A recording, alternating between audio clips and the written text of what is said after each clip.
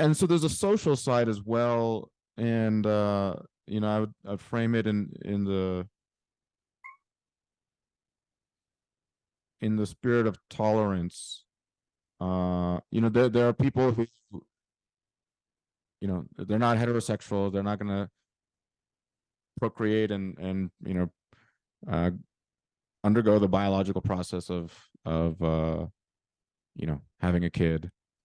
um but for a student, for a young person who maybe is not exposed to the fact that that there are different people out there, uh they may go through life, not under, or at least go through their youth, not understand, knowing, is something wrong with me, not knowing that there are other people like them, um, that sort of thing. So, where do you draw the line in terms of uh, exposing, making sure young people understand to some degree the diversity and nuances? I mean, intersex people exist, homosexual people exist, you know, understanding that those people exist, what they experience, what they may not experience, uh, versus pornography. Where do you draw the line between saying, hey, this is inappropriate and this is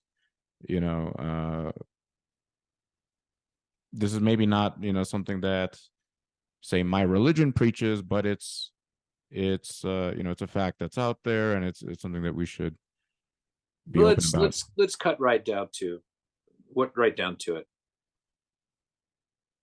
Our children are in our schools basically 8 hours a day. In that 8 hours a day, we expect them to learn reading, writing, math skills, science skills, history skills about their country, maybe in some of the um, extracurricular activities they're learning about music and art, and what we would generally call a liberal arts based education.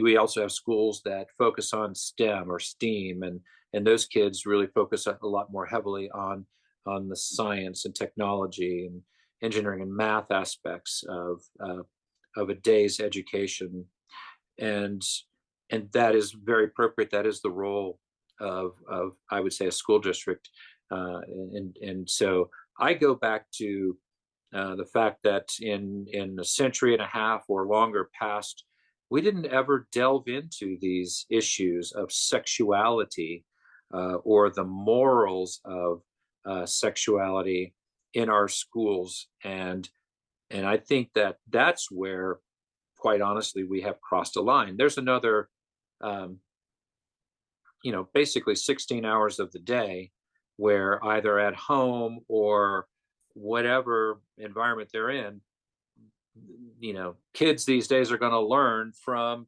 the environment around them, whether it's social media or print media or those kind of things.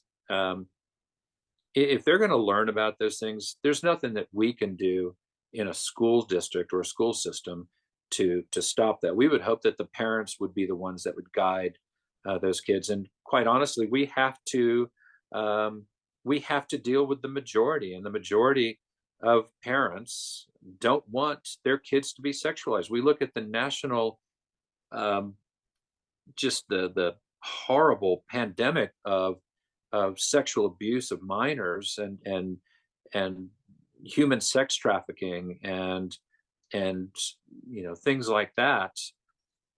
And I fear that we are sexualizing our children way too early in their life experience. Now, if mom and dad want to do that, that is mom and dad's job. But when did it ever become a school or a school district's job to teach children anything other than, okay, this last year we covered the sexuality and the reproductive systems of worms and ants and bears, and but you know what, this year we're going to start to cover the human sexuality, of the biology of human sexuality. And there's very appropriate, I mean, I can still remember the book from fifth grade that I it's right now in my mind, because as a young fifth grader it was just interesting, and wow, okay, I didn't know that. But beyond that, I don't want teachers showing our children how to put condoms on a banana.